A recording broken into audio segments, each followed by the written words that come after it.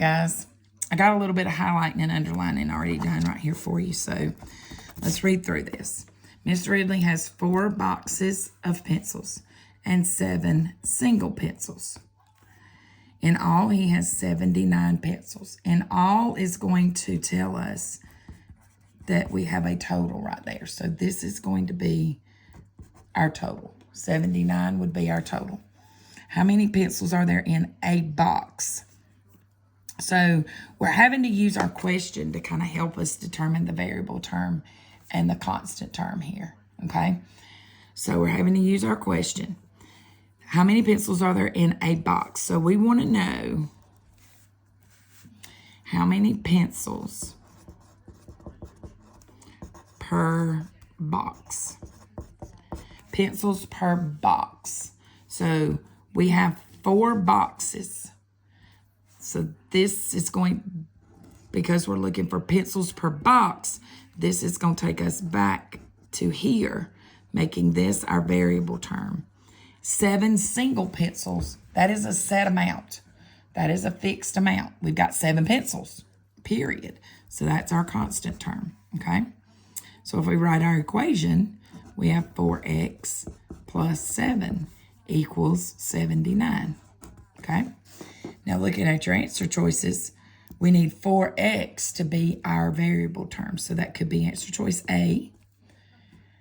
That throws out answer choice B. It throws out answer choice C. Or it could be D. Okay? So between those two, we've got to solve it now to figure out is it x equals 9 or x equals 18.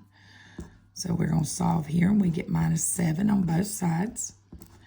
4x equals, we know that 79 minus 7 is going to be 72. Divide both sides by 4. And we get 18. X equals 18. So we had our, if you go back to the I see addition. So I have to do subtraction. I see multiplication. I had to do division. Okay.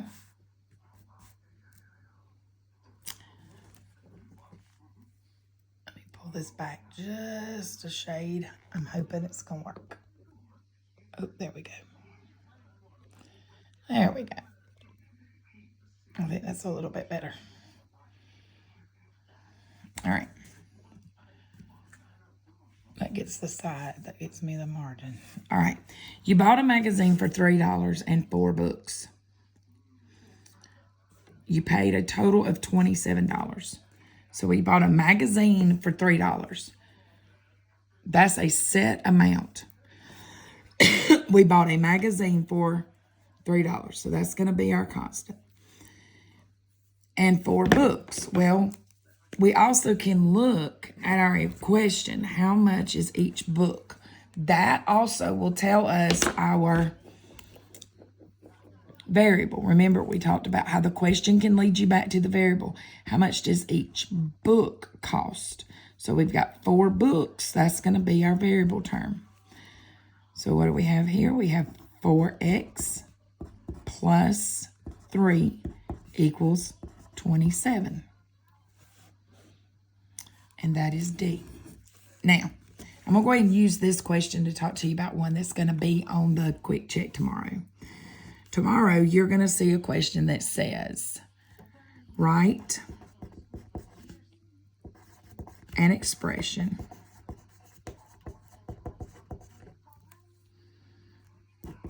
to represent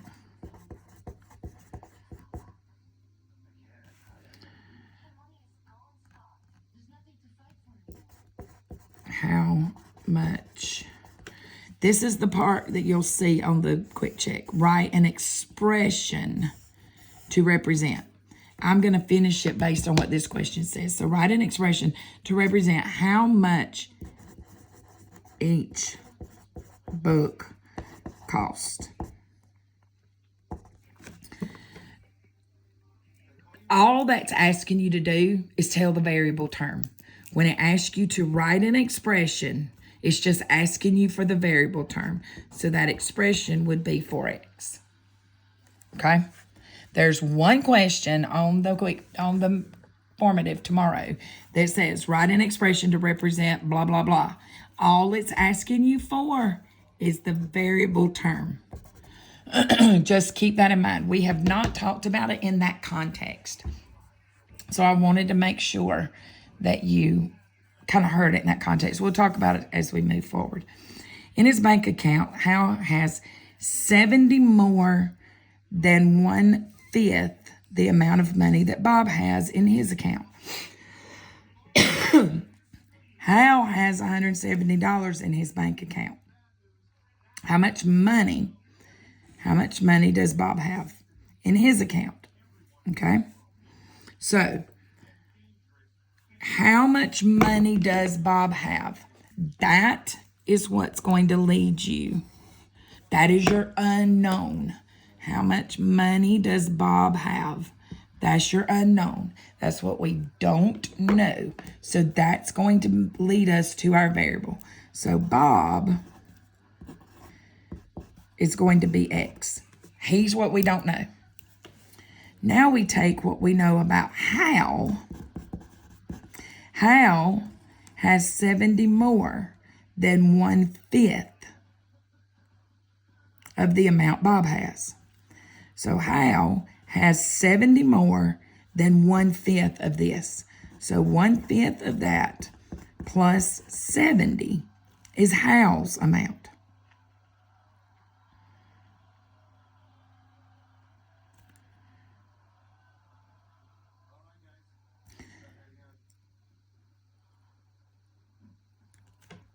That's his, equals 170.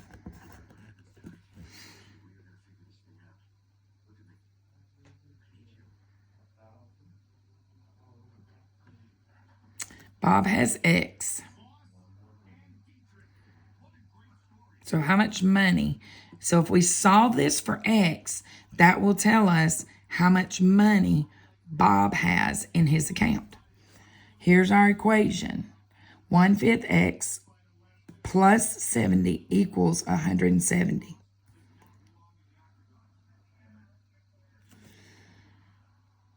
So that's really, we're leaning towards D right here, okay? But let's go ahead and solve it.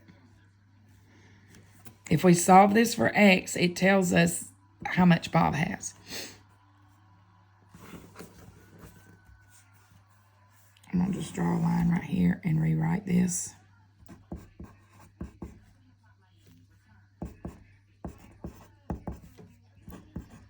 And we're going to solve it. We're going to subtract 70 from both sides. 1/5 X is equal to 100. We're going to divide both sides by 1/5. And X is going to equal 500, which is D. Okay? So this, how much money does Bob have? That was our unknown. So that was X.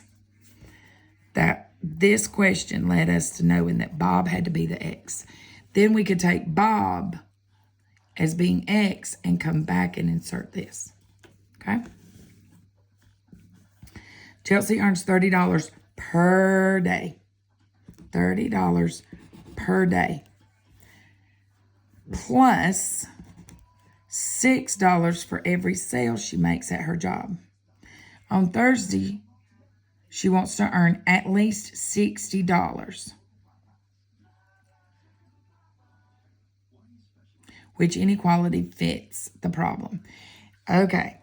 This one is one of those that is the odd man out. $30 per day does tell us that this could be a variable term. However,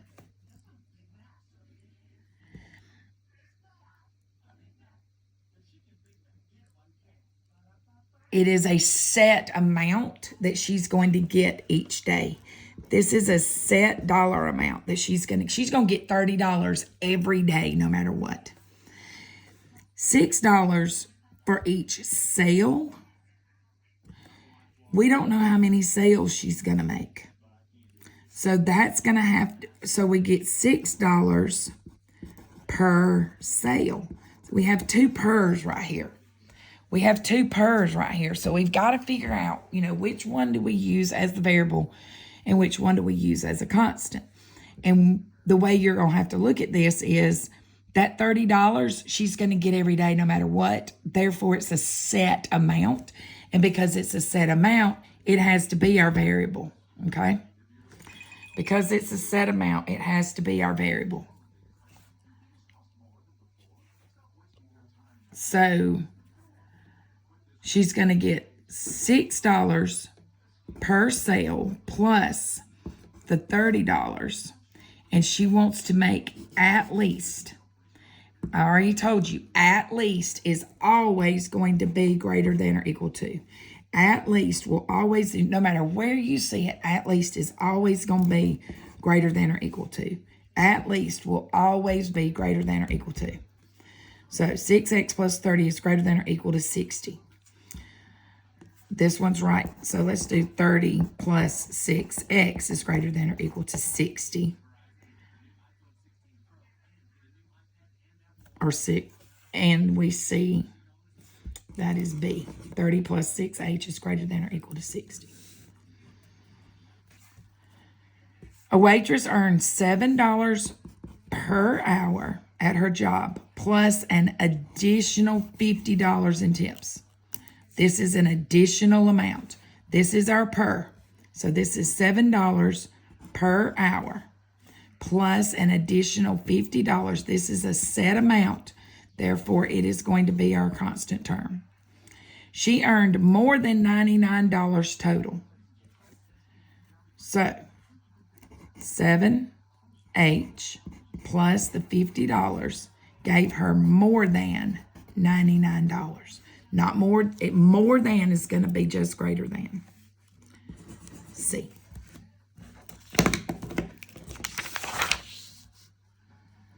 Okay, use the scenario below.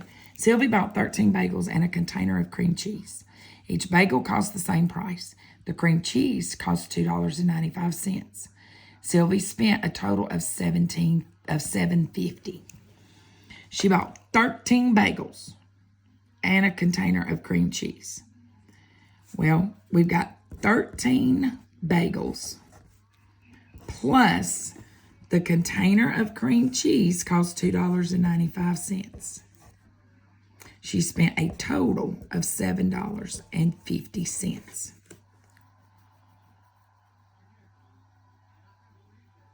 So, I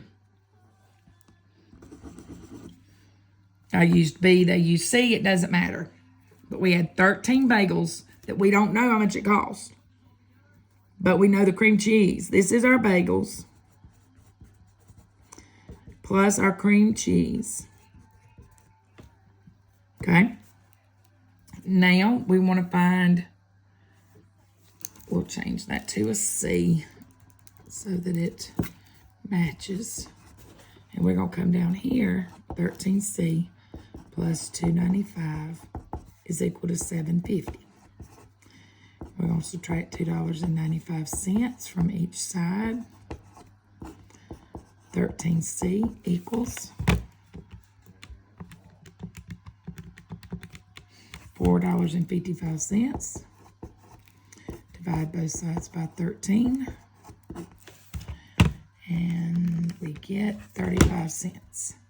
C equals 0.35 is the cost of each bagel.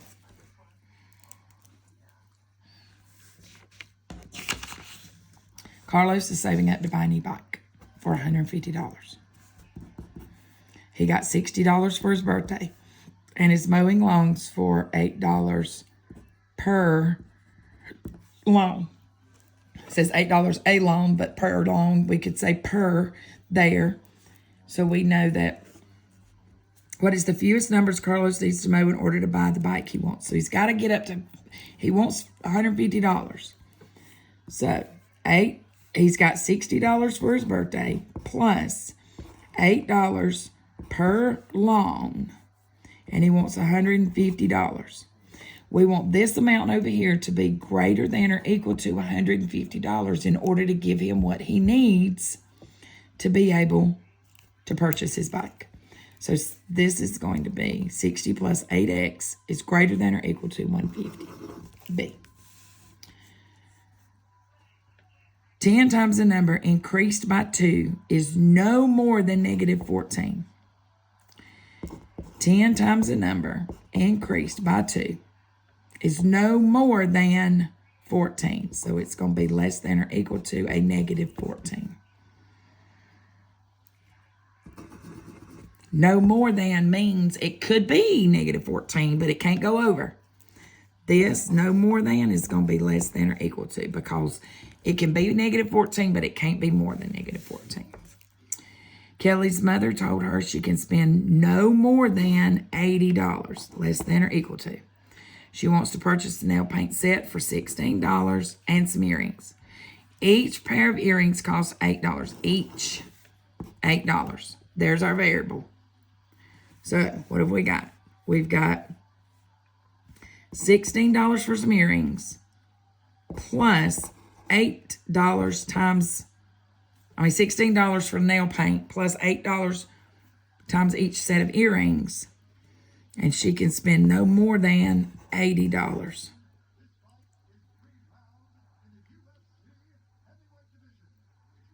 So we've got D. 16 plus 8x is less than or equal to 80. If we go back and look, I'm just going to go back and tell you, this would be the expression to represent the earrings. On number 9, that one's not good. On number 8, this would be the expression to represent the loans. On number 6, this is the expression that represents the bagels, the cost of each bagel. On number 5, this represents the amount of money she earns per hour. That's the expression. So just keep in mind tomorrow when you are taking the mastery, the form cumulative, that when it asks you for an expression, it's just asking you for the variable term. All right? So I don't think you'll have, just go back through this, pick out the vocabulary, make sure you're looking real close at what tells you less than, what tells you greater than, what tells you equal to. I may have a couple of notes pages that I may throw into Google Classroom for you that kind of gives you some of that vocabulary too. So I'm basically start throwing stuff in there. So good luck and see you Wednesday.